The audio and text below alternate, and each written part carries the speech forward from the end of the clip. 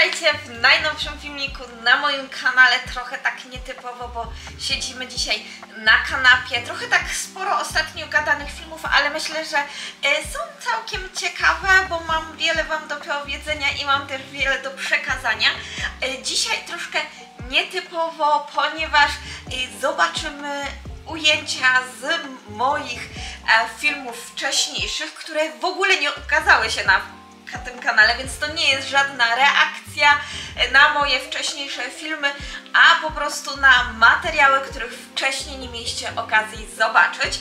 Jest to spowodowane tym, że troszkę na początku było kupno mieszkania, bo ten filmik będzie stricte o mieszkaniu, nie ukryty, ale po prostu to był bardzo długi proces, jak to kupno mieszkania i po prostu zanim nie kupiliśmy go, zanim nie zapłaciliśmy za to mieszkanie, nie chciałam za szybko o tym mówić, bo chciałam właśnie zrobić bardziej taki filmik opisowy plus odpowiedzi na Wasze pytania. Były tam z 2 czy 3 pytania na temat mieszkania. Na te pytania odpowiem na zakończenie, a tutaj po prostu przedstawię Wam mieszkania, których po prostu nie wybraliśmy, a które chciałam Wam pokazać.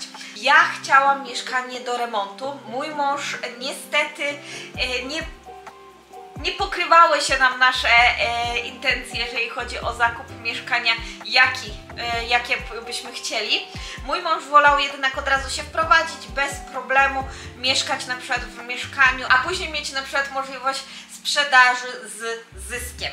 Takie było założenie u mojego męża. Jak widzicie, trochę się rozjechały moje marzenia i szala przeszła trochę na mojego męża, no ale tak zdecydowaliśmy i tak po prostu pomyśleliśmy.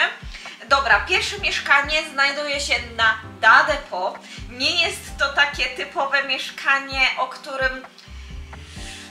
którym bym pomyślała na początku, ale ten widok, po prostu byłam tak w nim zakochana. Po prostu to był mieszkanie moich marzeń. O, powiem Wam tak, widzieliśmy tam więcej, ale to mieszkanie po prostu miało widok niesamowity. Wszystkie okna z pokoi miały widok na morze. I to tak czysty widok na morze. Niestety nie wybraliśmy tego mieszkania z 2 najważniejszych przyczyn. To dlatego, że mieszkanie, ogólnie całe osiedle nie było za bardzo zadbane, niestety, i nie widzieliśmy perspektyw, żeby to osiedle dostało jakiegoś zastrzyku gotówki w pewnym momencie i po prostu zaczęłoby być odnawiane. Drugim powodem był dojazd. Jest to Da Depot, ale do samego przystanku stacji metra by było z 20 minut na piechotę i to pod górkę. Pierwsze mieszkanie to są apartamenty Lotte, tak, to jest z tej właśnie korporacji Lotte i to są już stare mieszkania. Jeżeli my wybieraliśmy mieszkanie do remontu, to właśnie wybieraliśmy te starsze mieszkania. Lotte apartamenty ogólnie są bardzo drogie, ale przy okazji dają tam właśnie złote ornamenty, złote jakieś dodatki, do tego jakieś ściany, które wyglądają no nie w stylu teraz, jakim ludzie chcieliby mieszkać i ludzie by wybierali właśnie mieszkania, tym bardziej jeżeli chodzi bardziej o europejskie standardy. W Korei myślę, że właśnie większy przepych, tym bardziej ludzie ciągną do takich mieszkań. Co prawda powoli to się zmienia i bardziej te stare pokolenia Koreańczyków właśnie lubią takie ornamenty, witraże, ale już teraz zaczyna się to zmieniać i młodzi bardziej idą w stronę minimalizmu, właśnie takiego połączenia skandynawskiego. Myślę, że powoli idą w tą stronę, bardziej nowoczesną, a to ten przepych już zostaje w historii, kartach historii mieszkań w Korei. Pierwszy plik, który będziemy oglądać, to jest wejście do tego mieszkania i już po samej windzie możecie dowiedzieć się, o co mniej więcej mi chodziło, jeżeli chodzi o sam ten przepych. Samo wejście do mieszkania, jak widzicie tutaj na pliku, nie jest za duże, ale myślę, że jest takie idealne na naszą rodzinę.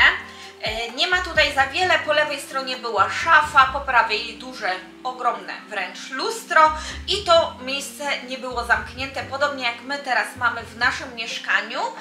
I oczywiście była możliwość zamontowania właśnie takich przesuwanych drzwi, żeby zamknąć to mieszkanie i żeby mniej zimna wchodziło do tego mieszkania. Podłogi były drewniane i to mieszkanie, co teraz właśnie widzę, to nie jest to mieszkanie, które my byśmy planowali kupić. To jest to inne mieszkanie, które znajdowało się chyba wyżej lub niżej, ale nie miało widoku na morze. Na czym mi najbardziej właśnie zależało.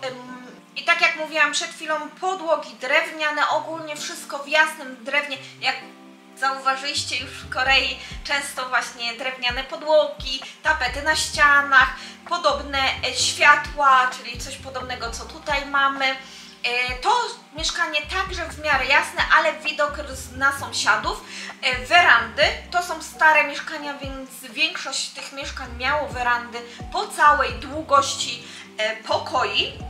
Jedna weranda jest w drewnie, druga w kafelkach razem z tym takim właśnie na kwiaty. To było kiedyś w Korei przeznaczone na kwiaty i tam właśnie, jakby to powiedzieć, wsadzało się ziemię i kwiaty.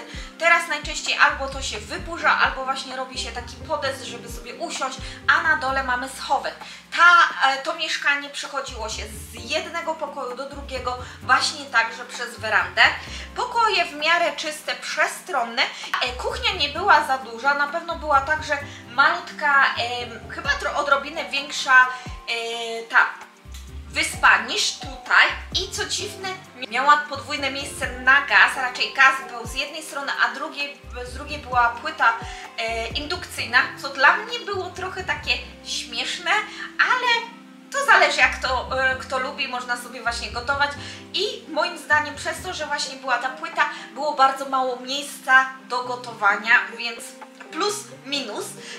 Była zmywarka, czyli miejsce na zmywarka, która chyba z tego co kojarzę w tym mieszkaniu nie działała, albo była już tak stara, że prawdopodobnie i tak by była do wymiany, ale jest miejsce, są podłączenia, więc to było bardzo przyjemne. Był oczywiście piekarnik, który nigdy nie był używany. Ogólnie takie sprzęty w Korei nie są za bardzo używane. Nie jest to kuchnia za duża, ale za to było miejsce na stół.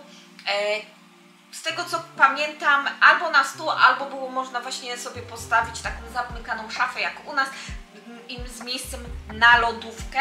Z tyłu jest weranda i weranda ma drugą kuchnię. W kuchni w starej Korei, raczej w starych mieszkaniach tego typu, werandy miały drugą kuchnię, miały kuchenkę elektryczną oraz chyba lodówki z tego co kojarzę.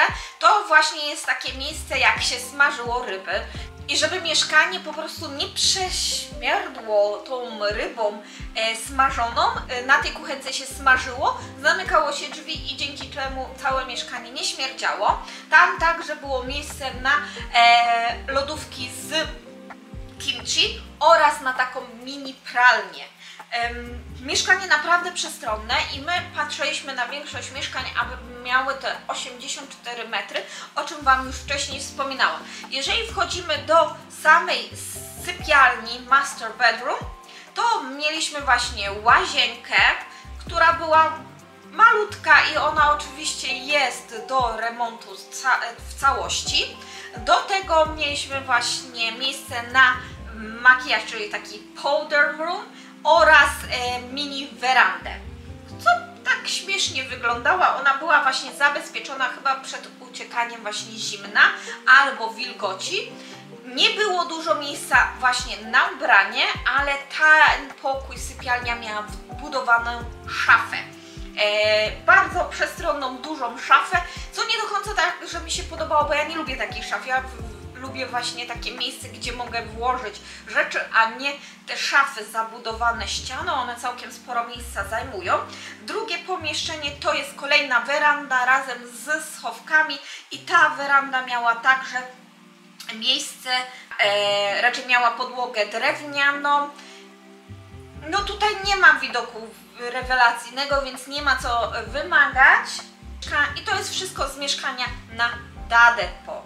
I teraz znajdę plik, którym będziecie mogli sobie już bez mojego głosu szybko zobaczyć. I to jest takie samo mieszkanie, bo to jest to samo osiedle, ale to mieszkanie, słuchajcie, jest umiejscowione właśnie z widokiem na morze. Jeżeli zobaczycie już tutaj te filmiki, to zrozumiecie, o co mi chodzi, czemu ja właśnie bym wybrała to mieszkanie jako moje. Tym bardziej, że ja byłam przekonana do mieszkań na remont, a nie z mieszkaniami takimi typowymi, nowymi, zrobionymi, bo ja też nie jestem fanem, jak mieszkania koreańskie są robione, stylizowane. Kolejne mieszkanie to jest mieszkanie, w którym także się zakochałam i było to mieszkanie, które chciałam kupić z całego serca, ale niestety to mieszkanie było obarczone właścicielami, którzy nie do końca chcieli je sprzedać. Nie byłoby to pewne, że chcemy, żebyśmy je dostali, nawet jeżeli byśmy wpłacili zaliczkę lub coś tym podobnego, do czasu aż byśmy po prostu nie podpisali dokumentów. Pewnie byłaby to ciągła walka z możliwością lub nie zakupu tego mieszkania. Mi się ono bardzo podobało, mojemu mężowi także. Dużym plusem było to, że cały przedsionek, który mieliśmy na początku mieszkania, przed samym wejściem, byłoby można zabudować drzwiami. To jest tak, że częste właśnie w Korei, że jeżeli przedsionki są długie i nie ma tam na przykład wejść takich jak korków, drantów, to wtedy można je zabudować. I tą praktykę właśnie widzieliśmy często w różnych mieszkaniach i to było to jedno z tych. Oprócz tego zabudowanego przedsionka był oczywiście mały przedsionek, gdzie się zostawia buty, było lustro, były szafki na buty. Ten przedsionek nie był duży, dlatego ten plus zostawiania rowerów i zamknięcia tego pomieszczenia był naprawdę kuszący. Mieszkanie, nie zwracajcie uwagi, ale ono nie jest jasne, jest z tych ciemniejszych, ale ono było dużo niżej niż to, które byśmy mieli kupić. Jednym ogromnym plusem to są te werandy. One są ogromne, ta w salonie, jakby zburzyć tą werandę, to ogólnie naprawdę dużo miejsca, mamy ogromny salon. Werandy są przez wszystkie pokoje umiejscowione. No mówię, mieszkanie jest do remontu, duże werandy, które były w gratisie tak naprawdę, bo 84 mieszkanie metry plus te werandy, to naprawdę jest to bardzo dużo. Kuchnia nie najlepsza, ale na pewno po remoncie byłaby idealna dla nas, z zabudowanymi szafkami właśnie na lodówkę, z dużą werandą. Jednym z takich minusów, które zauważyłam, to chyba problem z grzybem i tego nie byłam do końca pewna, bo te ściany albo brudne były, albo po prostu już zagrzybiały. Jeden z tych dwóch plusów. Do tego ściany, które także mi się nie podobały, więc ogólnie całe mieszkanie do remontu. Co prawda można by było tam zamieszkać i powoli sobie remont robić w zależności jaką gotówką byśmy po prostu dysponowali. Ale kuchnia wąska, ale myślę, że może mniejsza troszkę niż ta, którą teraz mamy, ale myślę, że w sam raz nie za duża, nie za mała. No mówię, salon do powiększenia dzięki tym werandom. Jeżeli chodzi o same pokoje także przestronne, wszystkie mają werandy i w sypialniach właśnie nie było podłóg drewnianych, a były podłogi z linoleum. Nie wiem, czemu tak postanowili zrobić, ale właśnie to mi się troszkę nie podobało. Podwójne drzwi w sypialni, one są takie typowe właśnie z z takiego szkła grubego, mlecznego. Do tego te tapety są takie, no... Niestety te tapety w Korei nie są za najlepsze, tym bardziej u nas w mieszkaniu też mi się nie podobają, one mają jakieś drobinki świecące i to jest taki brudny krem, coś tak mówię. No mówię, bardzo stare mieszkanie, dlatego tapety i ogólny wygląd, no taki mało estetyczny na te czasy. I tak jak powiedziałam, to mieszkanie było moim mieszkaniem marzeń, dlatego też bardzo dużo ujęć zrobiłam, zdjęcia porobiłam. Ja byłam gotowa tak naprawdę to mieszkanie kupić. Jednym z dużych, bardzo dużych minusów tego mieszkania, dojazd był oczywiście samochodem, autobusem w porządku, ale żeby pójść piechotą, to jednak człowiek by mógł się namęczyć. To było jakieś 20 minut od najbliższej stacji metra i to jeszcze pod górkę. Po czasie, jak mieszkałam na The T-Station, gdzie musiałam naprawdę iść pod ogromną górkę, to właśnie to był dla mnie bardzo duży minus i nie wiem, czy bym się zdecydowała na takie mieszkanie. Chociaż ja byłam zakochana, to jednak jak tutaj zamieszkałam, myślę, że już chyba bym się nie zdecydowała, jeżeli bym nie miała prawa jazdy i samochodu dla siebie. Kolejne mieszkanie, które teraz zobaczymy, to jest mieszkanie na Haeundae. Tak, mieliśmy mieszkanie na Haeundae, które zobaczyliśmy.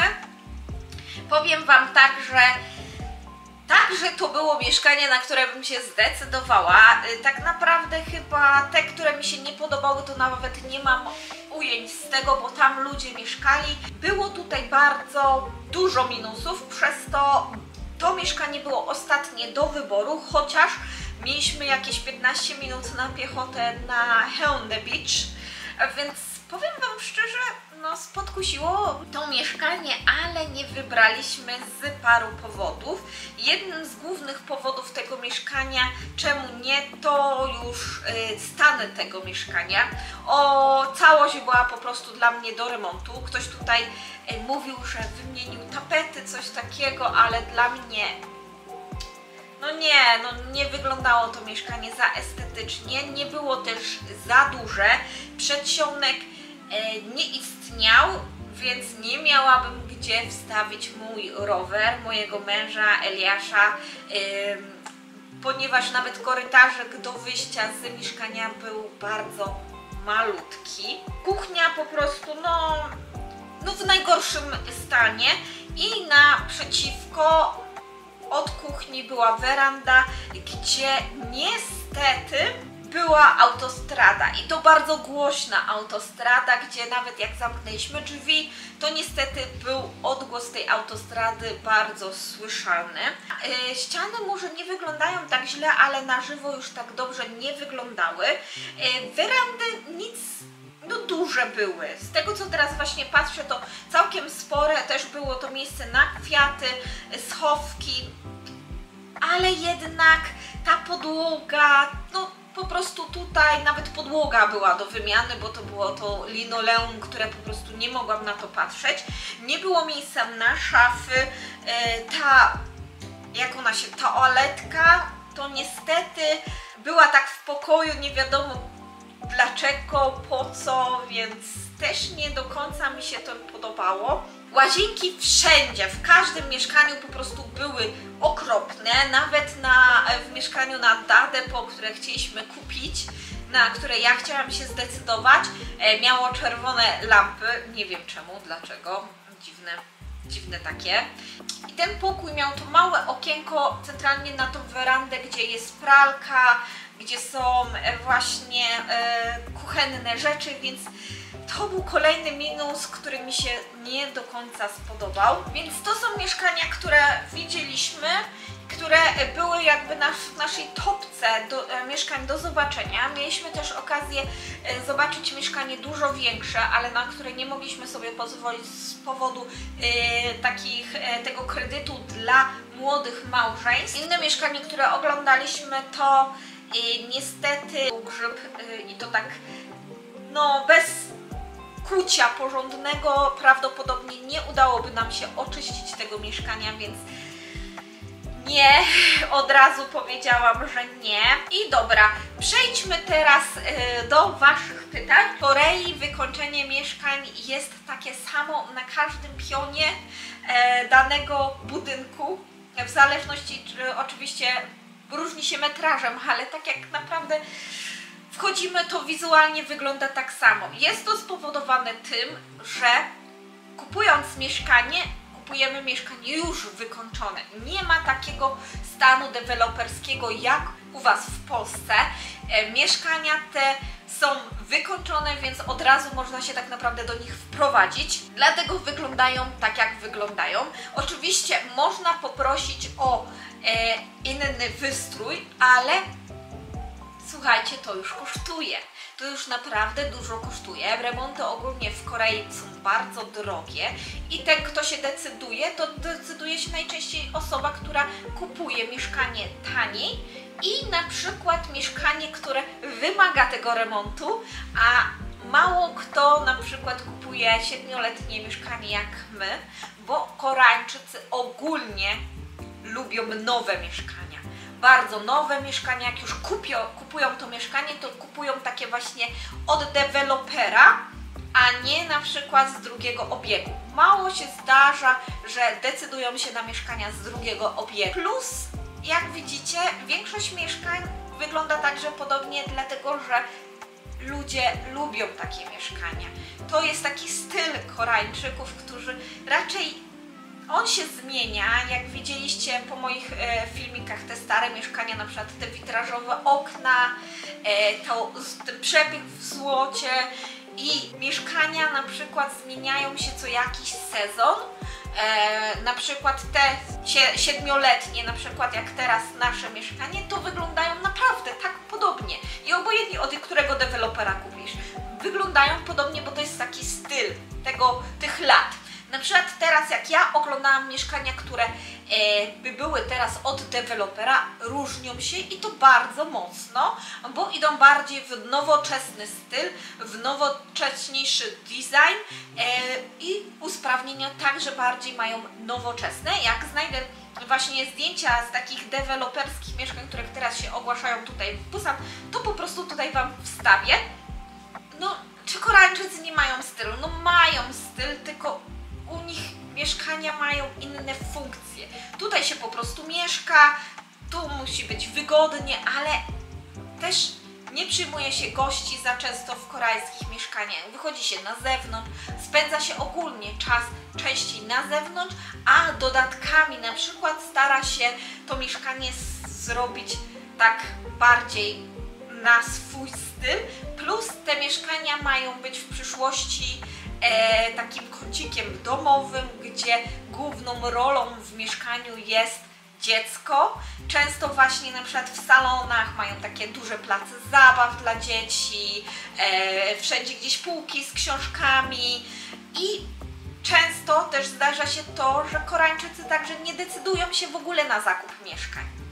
Więc większość mieszkań jest na wynajem długoterminowy, więc także nie mogą sobie pozwolić ani na remonty w takich wynajmowanych mieszkaniach, ani nawet na wbicie gwoździa w ścianę bez uzgodnienia tego wcześniej z właścicielami. Więc kto się decyduje na takie koszty, wiedząc, że to mieszkanie nawet nie jest ich? No mało kto. I myślę, że w Polsce podobnie jest. Kolejnym właśnie zapytań jest, czy my planujemy jakiś remont w naszym mieszkaniu. Jak na razie nie. Ja mam w głowie jakiś tam pomysł na remont, na zrobienie mieszkania po swojemu, ale niestety pieniądze grają tutaj bardzo dużą rolę.